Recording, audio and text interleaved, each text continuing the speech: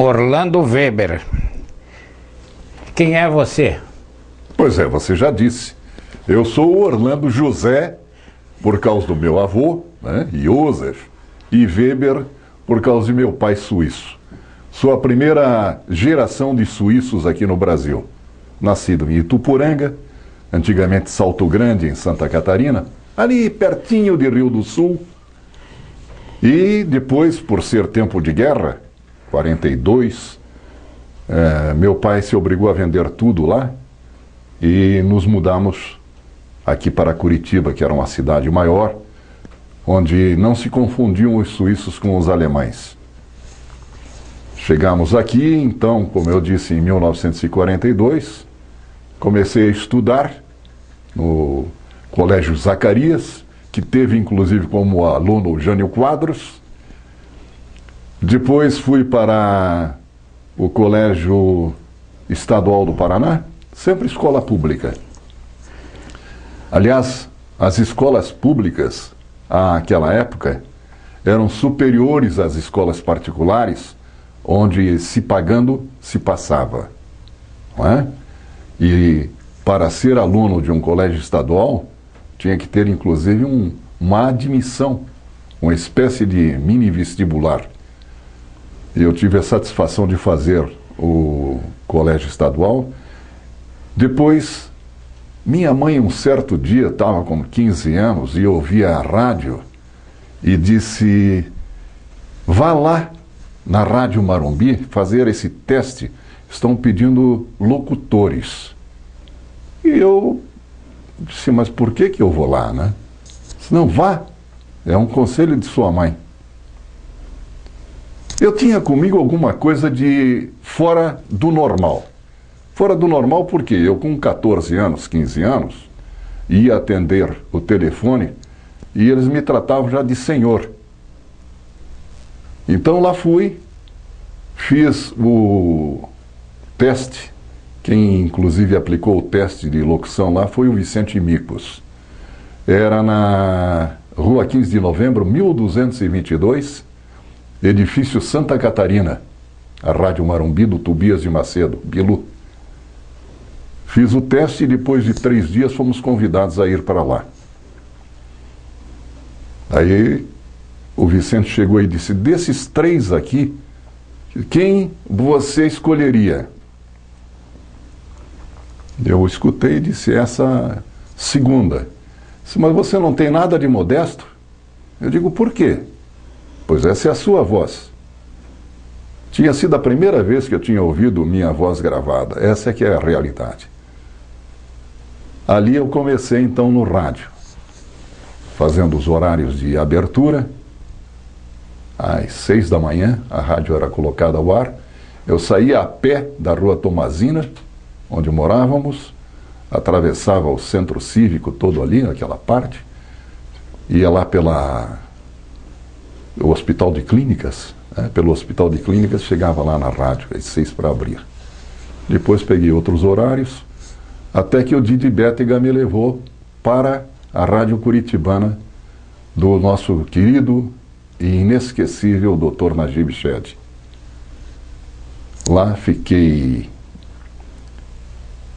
2 anos, daí fui servir o exército no Rio. Eu precisava ir, porque eu não tinha estudado o suficiente para fazer o CPUR. Então eu iria servir no exército convencional, como reco. E eu, dentro daquele contexto de ser radialista, não podia botar uma farda. Então eu digo: eu vou para longe, onde ninguém me conheça. Me apresentei como voluntário para ir para a PE no Rio. Não me arrependo. Foi um ano muito gratificante, onde eu aprendi muito e que embasou, inclusive, bastante, apesar de ter sido escoteiro desde os 11 anos até os 16, tempo esse em que a gente pertenceu à Tropa da Águia. Essa Tropa da Águia, para você ter uma ideia, foi a primeira tropa escoteira, Renato, aqui no Paraná. a mesma tropa escoteira que uma vez, sendo desprotegida, porque ela era, digamos assim, apadrinhada pelos elders, os mormons, ali na Hermelino de Leão. Mas uma vez que eles não queriam mais o grupo escoteiro, o Roberto Requião, nosso ex-governador, agora senador, levou para a casa dele. E tínhamos, inclusive, o chefe, se não me falha a memória, era Elias Struve, alguma coisa assim, era um norte-americano. Foi para a Líbia. E eu ainda perguntei quando recebemos o Roberto Requião, aí eu já estava na direção social, cultural do Santa Mônica Clube de Campo. Recebemos o Roberto, que era governador Roberto, ele tornou-se sócio honorário, né? Sócio honorário. E recebemos e comentamos até o fato da tropa de escoteiros. Ele disse, não, Eloy Struve. O Eloy eu vi outro dia que ele está vivo. Foi um motivo de satisfação. Fundamos no Colégio Estadual do Paraná a tropa de escoteiros do Colégio Estadual na sala 205, ao tempo do professor Ribeiro, que era o nosso diretor. Daí voltamos do Exército e pelas mãos do Mário Vendramel adentramos na PRB2. Na PRB2 tomamos contato com o Ivo Ferro, tornamos-nos os narradores e apresentadores das novelas. Com o Sérgio Fraga, devo a ele tudo isso, e o Mário Vendramel, o contato com o palco auditório. As primeiras vezes eu tremia mais do que vara verde, não tinha jeito, né? O público ali presente, mas é uma emoção que marca realmente muito, muito a vida da gente. Gosto de ser locutor. É um dom que Deus me deu e que eu hoje coloco à disposição dele, através de liturgias em igrejas, gravações de discos, como na Escolinha de Jesus, aos Amiguinhos de Jesus, aquela série de gravações Isto é o Comunismo, que na época de 60 esteve rodando o Brasil de norte a sul. Esse é o Orlando José Weber. Orlando José. Muito bem. Você mencionou aí uma passagem pelo Rio de Janeiro, pelo Exército. Eu quero te perguntar, você foi PE? Exato. Então, pela minha estatura, né, 1,82 m. Então, olha, eu tenho estado nas últimas festas da PE aqui no quartel-general, participo lá com eles, e tem um grande amigo que é o Nelson Queires.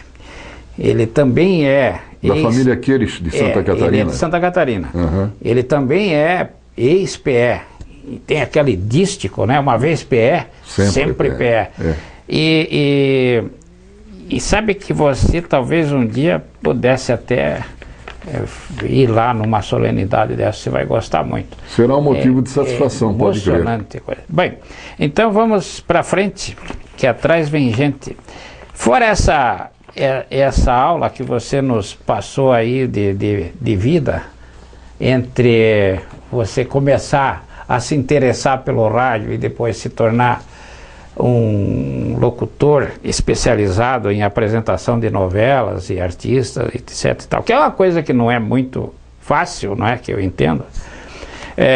No caso, você nesse ínterim desenvolvia o quê? Ou trabalhava somente na área da radiofonia, ou você tinha outra atividade que te dirigiu a vida, coisas assim de venda, qualquer coisa assim?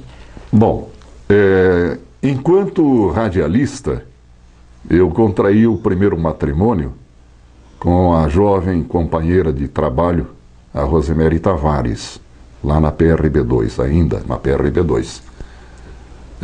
Nós fomos, digamos assim, tivemos a chance de vivenciar aquele amor primaveril, juvenil primaveril. em que os sonhos se encaixavam e davam certos. Casamos-nos, o Rui Santos, Dr. Rui Santos, e outros lá da PRB2 na época, né, apadrinharam o nosso casamento na igreja de Santa Terezinha, e vivemos um sonho de 7 meses e meio, quando depois, eu já mudando para a Rádio Colombo, trabalhava para o Antônio Bittencourt de Camargo, que, por sinal, ele era o presidente do Atlético. E num sábado, 24 de março de 62, eu fui convidado a fazer a reportagem da chegada do Flamengo, que viria jogar contra o Atlético no domingo subsequente.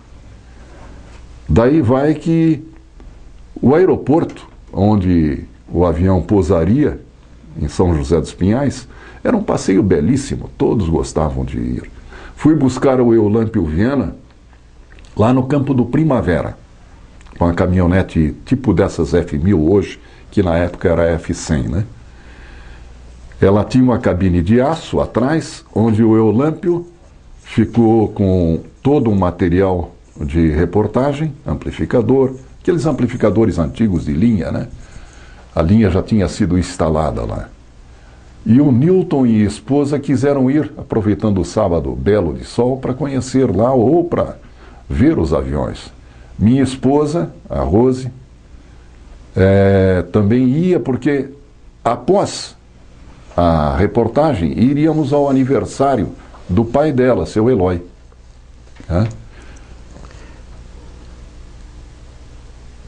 Ainda foi o cunhado do Newton e irmão da esposa dele. Então, na frente fomos eu dirigindo, a Rose, a esposa do Newton e o Newton, e atrás o Eulâmpio e o cunhadinho do Newton. Fizemos a reportagem, deu tudo certo. Na volta, o Newton quis dirigir a caminhonete. Eu era subalterno a ele, porque ele era o chefe, né? Peguei e passei a chave da caminhonete para ele. Ele já fez a primeira curva com um pouco de exagero, digamos assim, que eu me lembro, até aí eu me lembro de ter dito, olha, agora não existe mais pressa. Pressa existia na vinda, né? Para instalar o equipamento e fazer a reportagem. Não deu mais tempo de nada. Em alta velocidade nós batemos contra aqueles 2 pinheiros que tem ali naquela curva. E ela teve morte instantânea e eu entrei em coma, só acordei no dia subsequente. Então aí terminou praticamente a minha vida de radialista. Eu abandonei o rádio porque me trazia muitas recordações, né? E 2 anos após, eu contraí novo matrimônio com uma jovem que trabalhava no Banco Nacional de Minas Gerais, a Miriam, né? E hoje estamos casados, temos 3 filhos, 6 netos, sendo uma neta, e 47 anos de união conjugal. Desse fato, o que você pode lembrar de ter uma coincidência muito grande, fisionômica, da Rose para a tua atual esposa? Com certeza. Foi um negócio extremamente impressionante. A característica de uma e de outra pareciam gêmeas. Exato, exato. Foi muito interessante que você tivesse falado, porque o Zezinho, você lembra do Zezinho Tavares? O meu cunhadinho, meu irmão mais moço. O Zezinho estava comigo quando eu disse, Zezinho, hoje eu vou te apresentar a moça que será minha nova esposa. Levei ele até lá ao Banco Nacional e ela estava atendendo no balcão. E o Zezinho olhou para ela e disse, mas é impressionante. Ele mesmo, como irmão. E isso quase que, sabe, Renato, quase que estragou o meu casamento. Porque eu queria que ela, a Miriam, fosse a Rose. Tive que aprender a respeitar, né, o fato de que ela era uma outra pessoa. Mas daí observa-se então um fator extraordinário. Se minha primeira união não tivesse sido, eu diria, esplêndida, eu não teria casado a segunda vez. Então eu quis realmente reeditar, né, a felicidade que eu tinha vivido com a minha companheirinha de rádio. Muito bem. E com relação a essa atividade que você, eu perguntei sobre, inicialmente, sobre se você tinha desenvolvido outra atividade. Sim.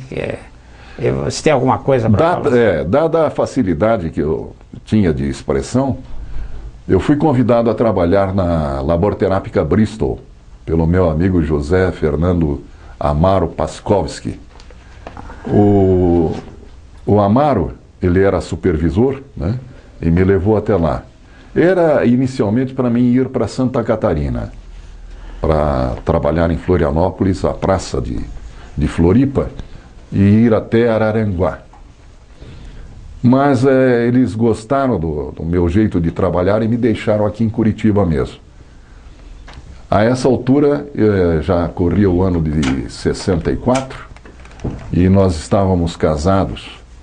Foi quando eu me casei novamente, né, em 64, dia 14 de março. E daí então ficamos em Curitiba. Mudei de emprego, mas sempre dentro do fator venda.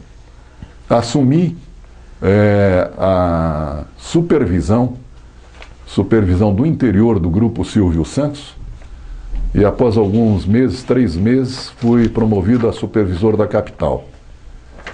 Em seguida, dado um incidente que houve com o gerente de então, eu fui demitido.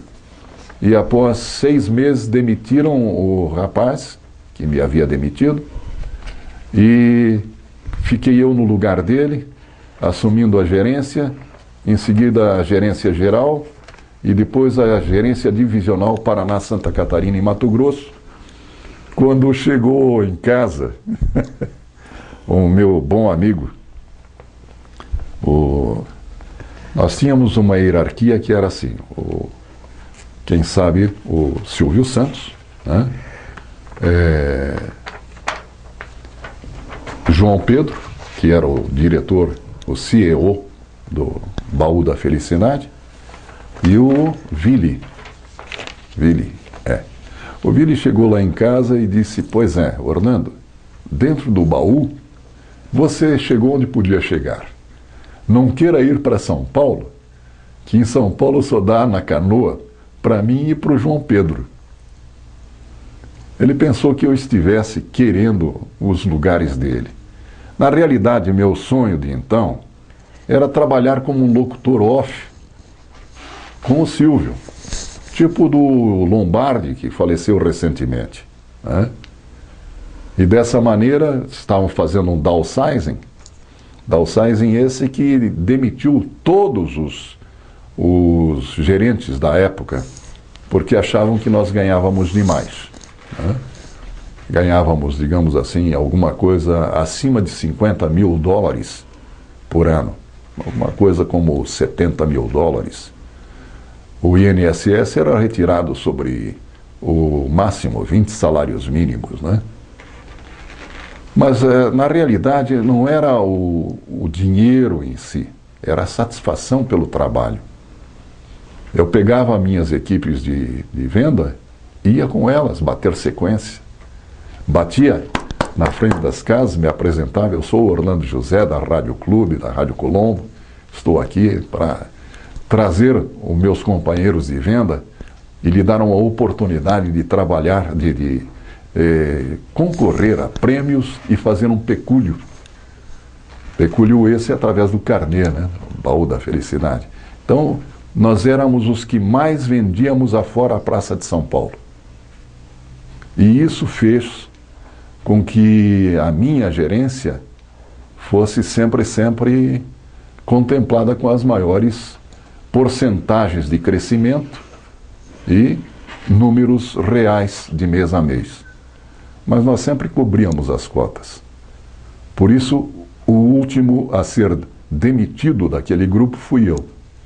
E já tinha começado uma, digamos assim, ação pelo Eluiz Kopke Galiano, que era o gerente do setor sul, Porto Alegre, e que ganhou na época uns 180 mil reais da parte dos haveres trabalhistas, né? Porque o carnê do baú vinha com uma apólice de seguro pessoal, que era vendida à parte. E entendeu o juiz, que foi até ministro Falcão, que isso ali representava um outro trabalho de venda de seguros, que não estava coberto pelo salário do gerente divisional. Daí então que a minha parte, dentro dessa ação movida contra o BF, era alguma coisa em torno de hoje, uns 700 mil reais. Deu demissão lá, tudo. Deu recurso, porque eu ganhei, inclusive, a ação, né? Deu recurso que foi para o Supremo, e na volta do Supremo tinha sumido aquela parte da ação trabalhista. Até hoje o Silvio me deve esse dinheiro. Você teve uma vida agitada. Eu sou seu amigo há acho que mais de 40 anos. É, por aí. Bem mais, né? Bem mais, é. E eu sei que você teve uma vida muito agitada. E teve esse episódio triste da esposa e tal, que eu também tinha conhecimento. Mas fora essa coisa acontecida, tem alguma coisa assim da qual você não gosta de lembrar? Bom, a minha memória, ela se encarregou disso. Ela soterrou de tal forma aquela parte do acidente que eu não me lembro de nada. Sim, é uma sim. memória seletiva, né? De certo foi tão dramático o fato. Quem, inclusive, logo após chegou, foi o Denísio Belotti. O Denísio disse que eu saí com os meus próprios meios, andando de dentro da caminhonete acidentada, e disse a ele, eu não sei, estou apenas repetindo o que ele me disse na ocasião, e ele não está mais entre nós, né? Também, infelizmente, para pegar e dar testemunho disso. Mas disse ele que eu estava bem, eu tinha dito para ele que era para cuidar da Rose, né? Então aquilo ali foi realmente o capítulo mais marcante que houve na minha vida. E a alegria, a maior alegria? O nascimento de meus filhos, com certeza. Cara, eu pedi com tanta vontade que eu queria um Fábio Marcelo, sabe? Que nasceu o Fábio Marcelo, direitinho. E queria tanto o filho que já estava querendo adotar. Daí a Miriam disse, não, nós vamos encomendar os nossos. E realmente encomendamos. Depois de 3 anos, vamos encomendar agora o Marcos Vinícius. Daí o alemão, tio dela, o Herbert, chegou e disse, não, nas nossas famílias sempre nascia um menino e depois nasce a menina. Digo, aqui não, aqui vai nascer agora o Marcos Vinícius. E a Miriam fazendo roupinha cor-de-rosa, digo, não faça cor-de-rosa, faça azul ou branca, né? E veio o Marcos Vinícius e tinha apostado com o Herbert uma caixa de cerveja. O alemão me deve essa caixa de cerveja até hoje, ainda vou cobrar. Mas outra alegria, a sequência dos filhos, nasceu a filha também, como nós tínhamos pedido, e na época não tinha ecografia, né? Então eu mostrava até a chapa de raio-x, né? Não aparecia sexo nem nada. Eu sempre fui um pai muito babão, né? Eu acho que a família é realmente a base de tudo. E é ela quem tem me dado as maiores alegrias, realmente. Orlando, eu tenho um fato que você vai se lembrar agora, eu participei junto contigo. Foi a inauguração daquela praça lá em Joinville. A Praça da Suíça. Praça dos Suíços, né? Praça da Suíça. E tem lá o nome de todos. Isso. Nós ficamos lá o dia todo, voltamos à noite. Estava inclusive o Luiz, como é que era o nome dele? Não me lembro. Que foi governador do... Sim, sim, era prefeito lá. Foi prefeito lá e depois foi governador de Santa Catarina. Luiz né? Henrique. Luiz Henrique da Silveira, isso. Luiz Henrique da Ele Silveira. estava lá. E estava lá também o pintor, que foi meu colega aqui no Canal 6. Ah, você me apresentou ele na oportunidade. O O famoso, né? Como é que era o nome dele? Relembra? Ele fazia desenhos, Renato, aqui no Canal 12. Ele fazia, o cenógrafo do Canal 12. No Canal 12 você teve o Nilson Miller. Não. E teve o Chival. Não. Canal 12. Não, que é pintor famoso hoje. Tá morando em Paris. Juarez. Juarez Machado. Juarez Machado. Juarez Machado. Juarez Machado, é. Juarez Machado. Eu também tá. Que é de Joinville. Eu tenho Vacilado. filmado aquilo. Eu tenho filmado. Tem que descobrir onde é que está aquele filme. Eu sei que você. Você foi vice-cônsul da Suíça, não foi?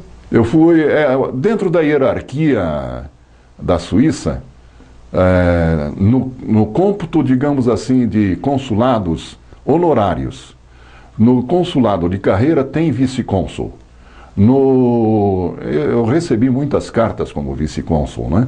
Mas o certo mesmo seria o chanceler, o que guarda o selo, né? Eu fui chanceler da Suíça durante o período em que o nosso querido Bubi, o Bolliger, né? Oscar Bolliger, ele foi o cônsul concursado da Suíça aqui no Paraná e em Santa Catarina. Daí abrimos o consulado em Joinville. Exatamente.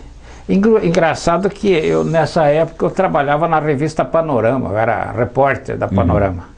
E o Bolliger mandou um convite para alguém da revista ir lá na inauguração da Galeria Suíça. E fui eu destacado, né? Fui lá com a máquina fotográfica, fotografei as coisas tudo. Era de noite e depois teve um jantarzinho lá que ele ofereceu para nós. Mas o seu Bolliger era um homem muito alegre, muito brincalhão. Comunicativo ao extremo. Ele sempre tinha... Quando vínhamos para cá, até falei isso para você. Eu aprendi com o Bubi muito. Mormente não numa falsa humildade, que essa nunca foi uma característica minha, né? Mas eu aprendi que a gente, sabe, deve de olhar para todos, não de cima para baixo, nem de baixo para cima, mas como um igual. Um igual, com a mesma somatória de probabilidades na vida, a mesma soma de bem-querer e mal-querer, né? Porque afinal de contas todos somos humanos. Verdade. E ele me deu esta chance de uma forma inusitada, sabe? Porque o papai, como eu disse no começo, era suíço. O papai veio para cá com 25 anos. Vinha atrás do avô dele, do meu avô, pai dele, que teria vindo durante o período da Primeira Guerra Mundial e se instalado no sul, lá para os lados de Porto Alegre, né? Rio Grande do Sul. Tanto que eu ando sempre buscando através da internet, né, os parentes aí perdidos, né? E daí então o pai tentou descer até Porto Alegre, mas encontrou uma morena muito bonita lá pelos lados de Santo Amaro das Caldas da Imperatriz, casou, ela tinha 15, ele 25 anos, e dizia ele, Champadis, né, para os filhotes dele, Champadis. Eu sempre fiquei com aquele Champadis na cabeça. Bom, Champadis foi o meu filho, o meu irmão mais velho. Eu também chamei meus filhos de Champadis por um apelido carinhoso, né? Mas de uma certa feita, quando eu tinha aquela oficina na Germano Mayer, chegou uma senhora alemã, eu perguntei para ela o que seria Champadis. Ela disse, você conhece aquele macaquinho chimpanzé? É Zé.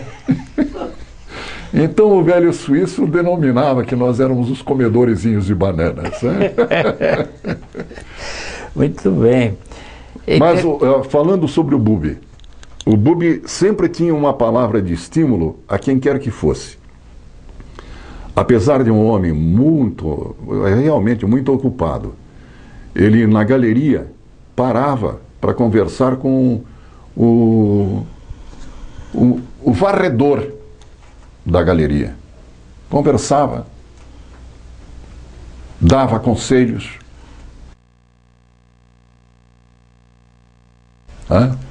Se interessava pela vida dele.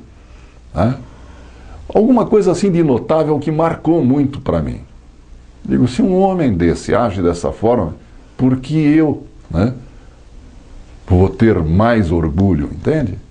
Então deu para calibrar muito a minha vida pós Oscar Bolliger. Uma coisa interessante, você sendo oriundo do rádio, autêntico radialista mesmo, nunca se interessou de passar, por exemplo, fazer uma locução de cabine numa emissora de televisão, ou passar mesmo a apresentar alguma coisa? Você tem boa figura para... Bom, no Canal 6 o Renato lembra, no Canal 6, ao tempo em que era ali no edifício Mauá, eu fiz inclusive o Diário do Paraná na TV durante algum tempo. Isso não me lembrava, não. Não me lembrava. Eu fiz há algum tempo. Depois daquilo é que eu fui para o Rio de Janeiro, e o Mário Bittencourt, que até era meio aparentado, com a minha esposa, assumiu o cargo e depois assumiu da Globo, e ficou, até a morte dele, Interessante que o Renato deve se lembrar bem, aquele que fazia o jornal no Canal 6, eu encontrei com ele há pouco tempo, ele está vivo, está por aí, bom. O Sérgio Luiz, lembra dele? Sérgio Luiz. Piqueto, isso mesmo. Então você é do tempo do Sérgio Luiz, porque ele, antes do Mário entrar, ele fazia o jornal. Fazia o Transparaná. Transparaná. Transparaná. E tem uma memória fantástica. Com certeza. Então, Sérgio Luiz é nosso contemporâneo de Rádio Guaracá ainda, Muito boa pessoa, sujeito fantástico. Era muito bem. Então, e outro que eu vejo sempre aí é aquele que era diretor comercial do Canal 6, o mineiro, que veio para cá e não foi mais embora, ficou por aí. Sim, conte alguma coisa do Brito, Jair. Onde anda ele? O Brito está em São Paulo, continua lidando com rádio, com comunicação. O Jair eu devo muito também.